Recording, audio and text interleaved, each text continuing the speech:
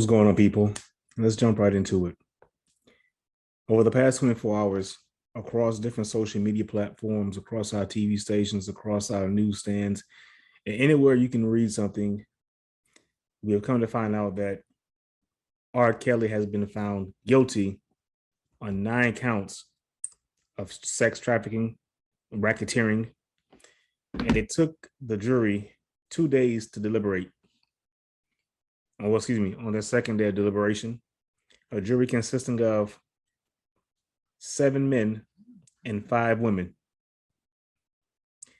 And it took them about 4 hours to find the 54-year-old entertainer guilty. And I'm perplexed as to it took them this long to find out something that most people had a feeling of or knew of already. It took them over 20 years to say enough is enough. It took them 20 years to say, okay, we can't let this slide any longer. It took them over 20 years to say, you know what? There's no more spank on the hand. You're going to be punished.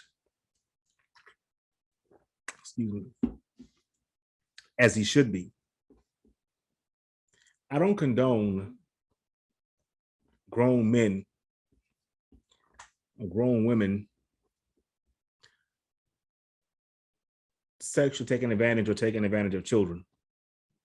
I don't condone anyone taking advantage of anyone at all. However, I have questions about this. Why did it take so long? Why was it not nipped in the bud from the beginning? See, several people are coming out and saying they've been knowing about this for the past 25 plus years. So for the past 25 plus years, you're saying that you have known of that there could have been victims, or you known this man was predatory, and yet you said nothing. You said nothing. You stood idly by and watched as he preyed upon young girl after young girl after young girl. Now, is R.Kelly wrong for what he's done? Absolutely. Hell yeah. Was he alone in his actions? Absolutely not. You see, to me, these things are not adding up. You know, they called the man illiterate. They said he wasn't too smart, yet somehow is being said that he orchestrated over 20 years this strategic plan to kidnap, trap, swoon, manipulate all these people, all these young girls, and no one know anything about it. I don't believe that. I believe that he had help doing such things. I believe those that assisted him should be charged as well as accessory. I believe those that knew about this, had knowledge of for a fact, and were around him and did nothing should be charged as well. And you see, what comes across my mind as a father with daughters, how do you not know what's going on when your baby is stuck at a grown man's house for days on end? How do you offer up your daughter like that? You are literally almost leading lambs to slaughter. For those of you that are religious, you're bringing Christians to the lions. Why? This is sickening. I think the parents should be charged just as much and will serve the same time as R.Kelly. If they knew about this, and I'm more than positive, there's going to be proof and facts and evidence that there are parents that knew about this and fed their daughters up to this guy. See, sometimes, and I've heard this a while back, is that you never meet your heroes because they'll disappoint you. day in, day out, week in, week out, year in, year out. For years, we see somebody on TV, we hear them on the radio, we read about them, and for some reason in your mind, you feel as though you built a connection with that person because for years you watched them for 15, 20 minutes jump around on TV, or you watch them sing on stage, and you feels on your mind that there's a personal connection with that. See, you don't know them behind closed doors. You don't know what they're really like.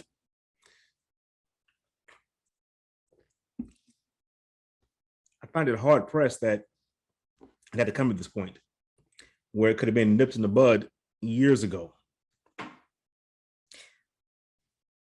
And again,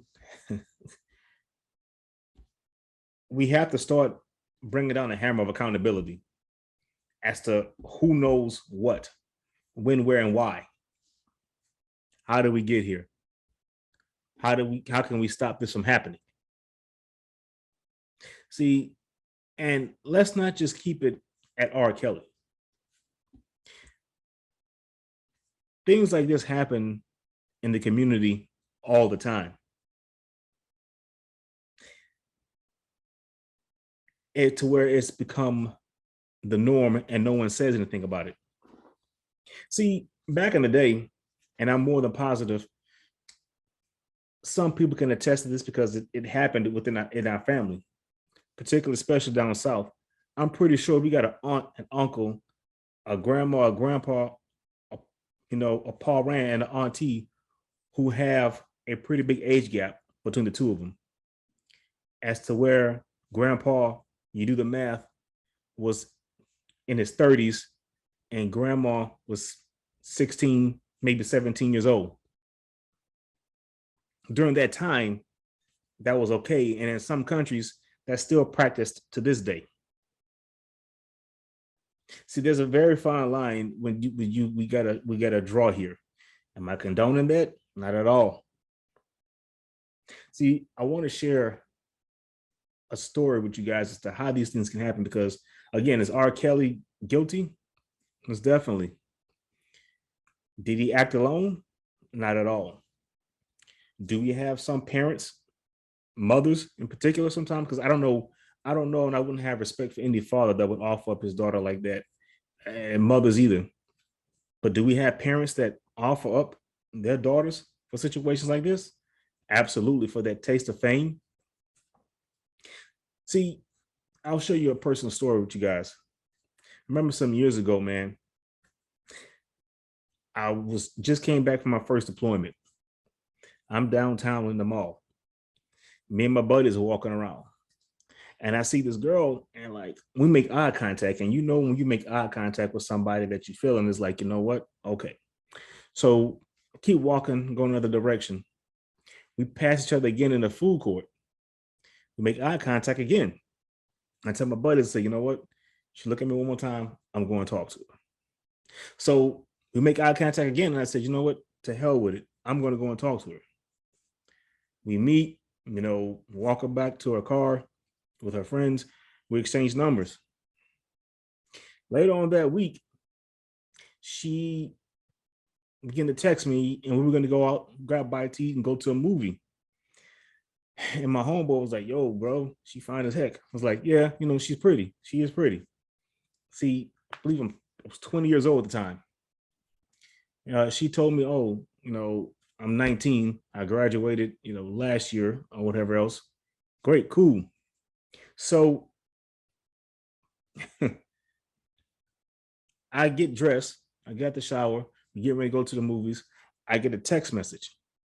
And in my text messages, she has sent me some pictures. It's like, oh, okay. So I see what's on her mind. So, excuse me. I get dressed. I get in my car. I'm on my way to go and get her.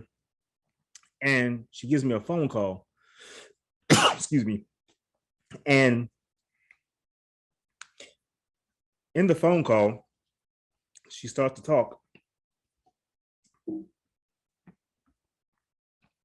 See, I'm on my way to go and get her. And she gives me a phone call. And she said, you know what? I really like you. You're a cool dude, but I'm going to be honest with you.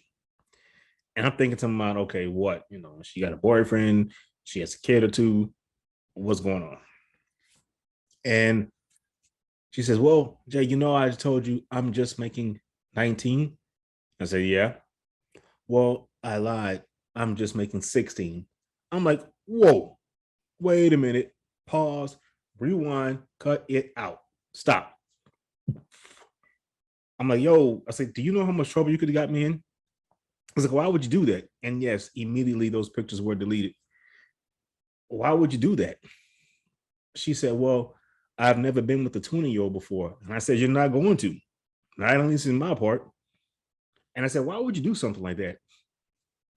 And again, I started talking to her like a grown man would talk to a little kid, or a older brother would talk to somebody that's younger. I was like, why would you do that?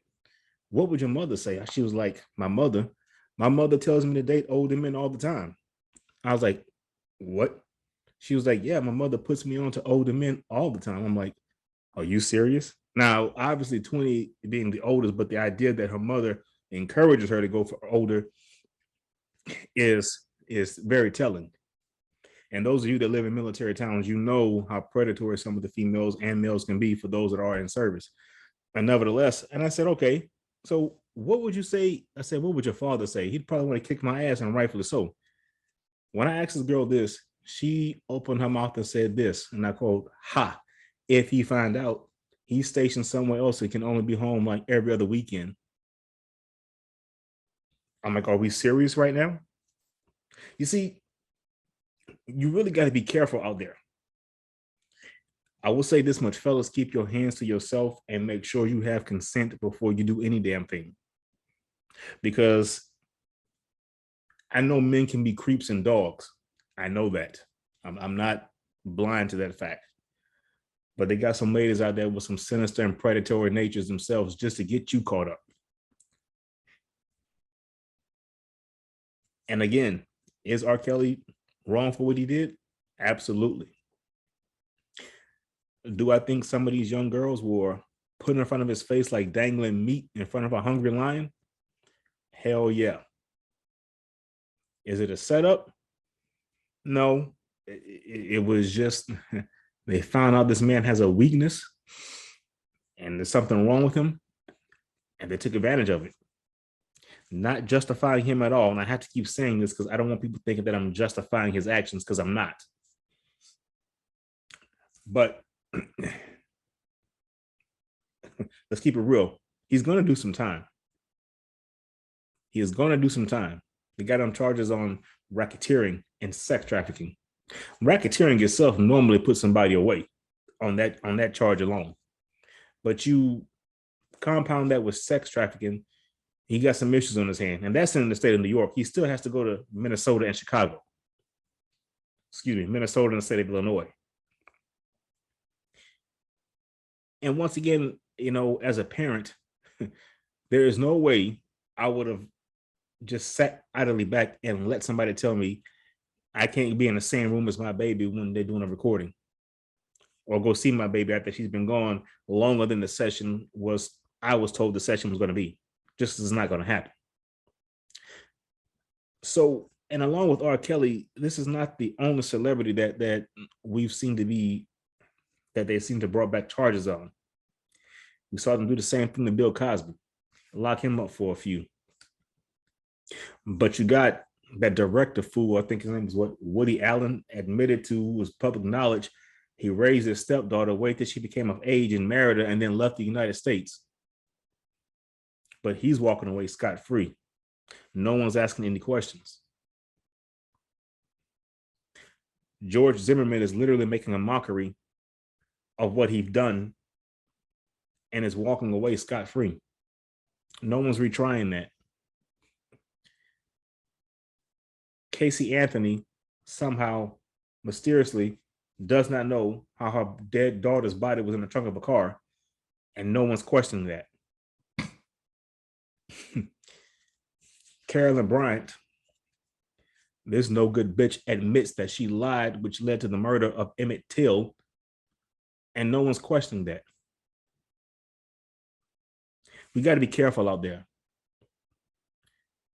This world is not fair. It's not safe. And also, when it comes to predators, it's not just celebrities like R. Kelly. Keep an eye out on those family members, those people in the neighborhood, those D boys that always seem to be around the high school, giving the high school girls a ride. Because I'm pretty sure we know some girls that went high school at 15, 16 that was dating the 20-something-year-old weed dealer, 20-something-year-old D boy.